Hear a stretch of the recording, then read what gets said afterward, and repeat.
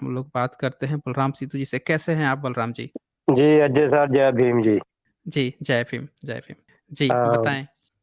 अच्छा लगता आपको सुनता रहता हूँ। 3 महीने से लगभग आपको सुन रहा हूँ।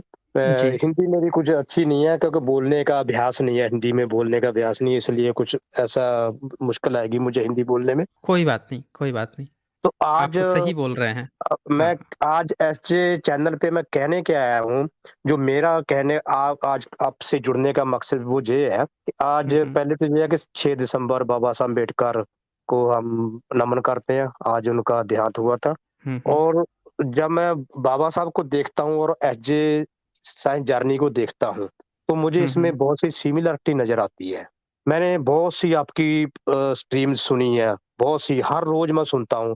जो लाइव स्ट्रीम भी है, मैं पूरी नहीं सुन पाता हूँ, जो आधी रहती है ना, वो सुबह अर्ली सुनता हूँ, 2 घंटे की जो होती है, मैं सुबह सुनता हूँ, पूरी स्ट्रीम सुनता हूँ। सारी स्ट्रीम सुनने के बाद मैं इस नतीजे पे पहुँचा हूँ कि मुझे बाबा साहब की आपको सुन के मुझे बाबा साहब की याद आती है। वो इसलिए याद आती है बाबा साहब की, तो जब मैं बाबा साहब को देखता हूँ 1919 से लेकर 1927, 1928 साइमन कमीशन के साथ राउंड टेबल कॉन्फ्रेंस, 1935 का एक्ट जब बना, 1942 से 46 का उनका जो ब्रिटिश सरकार में वो लेबर मंत्री थे, उसके बाद संविधान बनाया उन्होंने, राज्यसभा में रहे वो। वो जब डिबेट करते थे, जब को बात करते थे, उनका इतना होमवर्क इतना स्ट्रॉन्ग होता था ना, इतनी तैयारी होती थी और सामने वाले को बात तक नहीं आती थी। बाबा साहब को पढ़ता हूँ, देखता हूँ, तो जब मैं ऐसे साइंस जर्नी को देखता हूँ, तो मुझे वो सिमिलरिटी नज़र आती है। क्योंकि उनका स्ट्रॉन्ग तैयारी, स्ट्रॉन्ग होमवर्क और वो कभी घबराते नहीं थे, कभी सरेंडर नहीं करते थे। तो वही चीज़ मैं आप में देख रहा हूँ कि आपकी इतनी तैयारी, इतना कॉन्फिडेंस, शब्दों पे इतनी मजबूत पकड़, आप कभी भी घबराते नहीं, कैसा भी सवाल आ जाए, कैसा भी कॉलर आ जाए। और ये मुझे बात आपकी बहुत अच्छी लगती है। यही गुण, यही अच्छे गुण जो बाबा साहब अम्बेडकर में थे, वो यही गुण मुझे आप में नज़र आते हैं। ऐसा नहीं मैं कोई बटरिंग लगा रहा हूँ और मैं अपनी ज़िंदगी के तजुर्बे से ये बात बता रहा हूँ कि पहला इंसान है जिसको मैं बहुत मज़े से सुन रहा हूँ। लोग मेरी बातें जब ओबीसी क्लास के लोगों की से हमारी मीटिंग लगातार लगभग होती रहती है इधर। हम यूके में बैठे भी गेट टुगेदर करते रहते हैं, मीटिंग होती रहती है। हमारे वो महापुरुषों की बात हम करते रहते हैं। लोग मुझे पूछते हैं कि आपके पास इतनी जानकारी कहाँ से है? कहाँ से आपके पास समय तो उतना होता नहीं है, कहाँ से स्टडी करते हो, कहाँ से पढ़ते हो, कहाँ से इतनी जानकारी लेके आते हो? आपका गुरु कौन है? वो मुझे पूछते थे। तो मैं सोचता था किताबें सभी की गुरु होती है। लास्ट 26 नवंबर को संविधान दिवस को मनाने के लिए हमने एक मीटिंग की। वहाँ फिर किसी ने मुझे पूछा आपका गुरु कौन है? तो मैंने उसको बोला कि अगर मैं आज किसी को मैं अपना गुरु कह सकता हूँ, वो है साइंस जर्नी। जो कुछ मैंने किताबों से सुना, जो कुछ मैंने पढ़ा और जो आप बता रहे हो अपनी स्ट्रीम में, वो मुझे कहीं से नहीं पता चला था। क्योंकि आप वो इसलिए भी मैं आप पे विश्वास ज़्यादा करता हूँ कि आप पूरा सबूत देते हो, किताब खोल के दिखाते हो। उसके बाद मैं लोगों को बताता हूँ, व्हाट्सएप ग्रुप में डालता हूँ कि अगर किसी को बुद्ध के बारे में जानना है, किसी को बाबा साहब अम्बेडकर के बारे में जानना है, शाहू फूले को जानना है, किसी को ब्राह्मण को जानना है, किसी को राम कृष्ण को जानना है, कौन असली, कौन नकली है, अगर किसी को जानना है तो साइंस जर्नी को जॉइन करो। आपको वहाँ पूरे सबूत के साथ, पूरी तर्क के साथ, पूरी दलील के साथ वो बताएँगे, असल कौन है, नकल कौन है, सही क्या है, गलत क्या है। फिर उसको सुनने के बाद फैसला आपको करना है, आपको किस तरफ पे जाना है। जब मैं लोगों को मैसेज देता हूँ, वो बोलते हैं, फिर मैं जब मीटिंग पे ही बैठते हैं, फिर मैं उनको आपका लोगो दिखाता हूँ कि ये लोगो है, बहुत सी साइंस जर्नी पे चैनल बने हैं, ऐसा लोगो है, ये चैनल है, इस पे आपको जुड़ना है।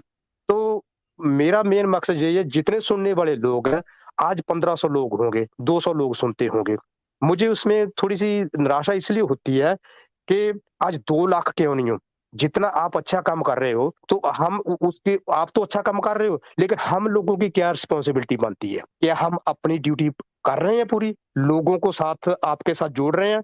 अगर नहीं जुड़ रहे हैं, तो वो हम जितने भी आज सुनने वाले जितने भी लिसनर हैं, मैं उनको भी बेनती करूँगा कि क्या हम अपना फर्ज पूरा कर रहे हैं? अपनी ड्यूटी हम पूरी कर रहे हैं? साइंस जान जी तो कर रहे हैं, क्या अपनी हम कर रहे हैं? अगर नहीं कर रहे, तो हमें अपनी ड्यूटी करनी पड़ेगी। जो खेल रहा है, हमारा काम है उनको सपोर्ट करना। अगर हम नहीं खेल सकते, जो खेल रहा है उनको उसको सपोर्ट करें, ताकि वो और अच्छा खेले और लंबी पारी खेल सके। जब वो अच्छा खेलेगा, लंबी पारी खेलेगा, उनसे दूसरे सुनने वाले दूसरे और इंस्पायर होंगे और ज़्यादा सीखे और साइंस जर्नी जैसे लोग और तैयार होंगे। यही कमी है हमारे लोगों में कि हमारे पास आप जैसा कोई जो सूझबूझ साथी है वो नहीं है। तो मुझे आप में बाबा साहब अम्बेडकर नज़र आते हैं। और उनकी विद्वान अगर भारत में मैं कहता हूँ सिर्फ बाबा साहब अम्बेडकर विद्वान है।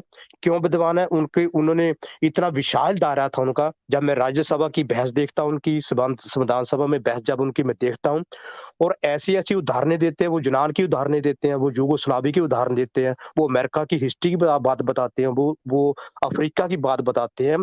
तो तब के जब बाबा साहब अम्बेडकर जब उस डिबेट करते थे तब के लोग जो मंत्री-संतरी सामने बैठे थे, उन्होंने तो उन कंट्रियों के नाम तक नहीं सुने होते थे।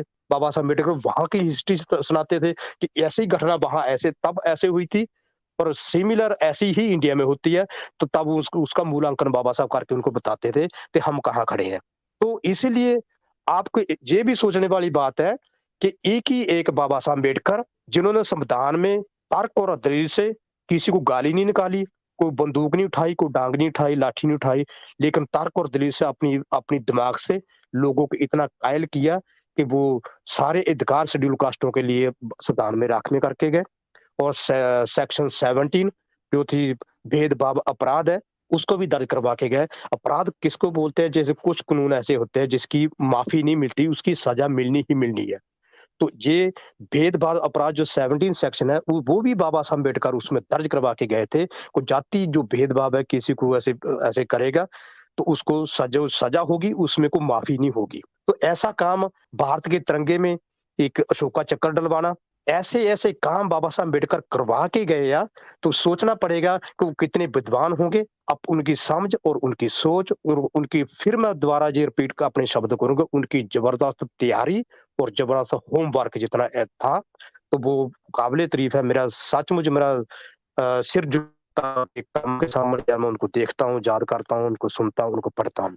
तो आपको सुनने के बाद मुझे फिर बाबा साहब अम्बेडकर नज़र आने लगे हैं। ऐसा लगता है कि अब कुछ कुछ होगा, अगर हम नहीं कुछ कर पाए तो उसके उसमें आपका कोई कसूर नहीं होगा, उसमें हमारे जैसे लोगों का कसूर होगा, जो आपको सुनते हैं और अपना फर्ज नहीं निभा रहे, लोगों को साथ नहीं जोड़ रहे, लोगों को बता नहीं रहे। ये हमारा हमारा कसूर होगा। तो इसलिए साईं जानी जी मेरा दिल से सैल्यूट है आपको, आप काम करते रहिए और ये बलराम सिद्धू आपके साथ कभी भी ज़रूरत पड़े इस काम के लिए, कभी भी ज़रूरत पड़े, तन, मन, धन से पूरी पूरी दिल से आपके साथ खड़ा है। और हम आपको कभी भी गिरने नहीं देंगे, हम आपको कभी झुकने नहीं देंगे। जो वैसे तो आप झुकते नहीं, मेरा ये शब्द बोलने का मतलब है, कभी भी ऐसी हालात बन जाए ज़िंदगी में, हम आपके साथ हमेशा खड़े नज़र आएँगे, खड़े रहेंगे, कुछ भी हो जाए, हम आपके साथ हमेशा खड़े हैं। मैं ये मैसेज सुनने वालों को आपके माध्यम से, साइंस जर्नी के माध्यम से मैं सुनने वालों को ये मैसेज देना चाहता हूँ कि साइंस जर्नी असल में है क्या? मुझे बाबा साहब अम्बेडकर साइंस जर्नी में नज़र आते हैं। सुनने वालों को क्या नज़र आता, ये उनको सोचना है, उनकी सोच और समझ है। इतना कुछ शब्द मैं आप जहाँ बोलने आया हूँ साईं जर्नी जी। और फिर मैं बोलूँगा मैं जहाँ इसमें कोई बटरिंग नहीं करने आया हूँ मैं, कोई झूठ बोलने आया हूँ मैं जहाँ किसी का झूठा फॉलोवर नहीं हूँ मैं। और मैं स्पष्ट आदमी जो मुझे मेरी ज़िंदगी का तजुर्बे जो मैंने सीखा आज तक, जो मेरे दिल से निकले शब्द हैं, मैं वो याद यहाँ बोलने आया हूँ। जी, बहुत-बहुत शुक्रिया आपका बलराम सिद्धू जी और पिछले बार भी जुड़ना चाहते थे।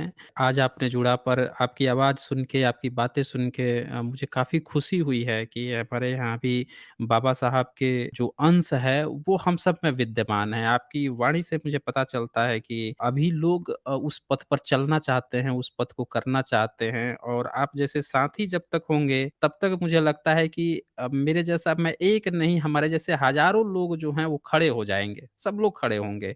बहुत-बहुत शुक्रिया आपका बलराम सिद्धू जी, आपके खूबसूरत वर्ड्स के लिए और हम सब में आपकी वाणी दिखाती है कि अगर जो आप मुझे समझ रहे थे, मैं आपको समझता हूँ कि बाबा साहब का अक्स जो है आप में दिखता है। आपके पूरे जो स्टेटमेंट अगर कोई सुनता है, तो कोई ये कह नहीं सकता है कि आप जिस तरह से समाज को आगे बढ़ाने की जिस तरह से जो वाणी आपने दी है, वो बिल्कुल अक्स आपका बाबा साहब का झलकता है। शुक्रिया आपका बलराम सिद्धू जी, आप आगे भी ज़रूर जुड़िएगा। जी, जी, धन्यवाद साईं जर्नी जी, ज़रूर जुड़ता रहूँगा। शुक्रिया आपका समय देने के लिए। जी, शुक्रिया, शुक्रिया।